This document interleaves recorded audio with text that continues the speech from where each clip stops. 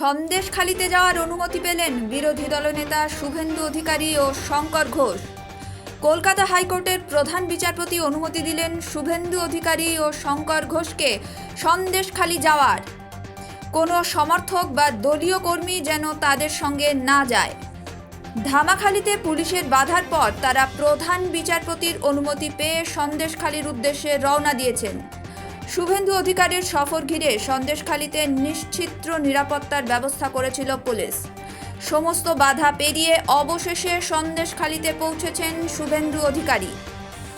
সাধারণ মানুষের সঙ্গে কথা বলে তিনি জানান, শাহজাহানের ফাঁসি চায় সাধারণ মানুষ।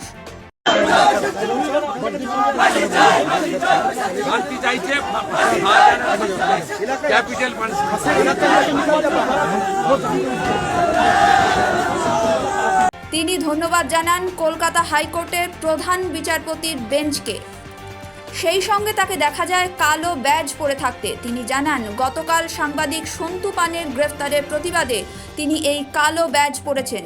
এই প্রসঙ্গে জানানো যাচ্ছে, গতকাল সন্দেশখালি নিয়ে খবর সংগ্রহ করতে গেলে গ্রেফতার হন সাংবাদিক সন্তু পান। সেই নিয়ে সরব হয়েছে গোটা দেশ। এদিকে শুভেন্দু অধিকারীকে দেখা যাচ্ছে সন্দেশখালির সাধারণ মানুষের সঙ্গে কথা বলতে। আরও দেখা যায় সাধারণ গ্রামবাসীরা তাকে জানাচ্ছেন যে তারা ভালো নেই, অশান্তিতে আছেন।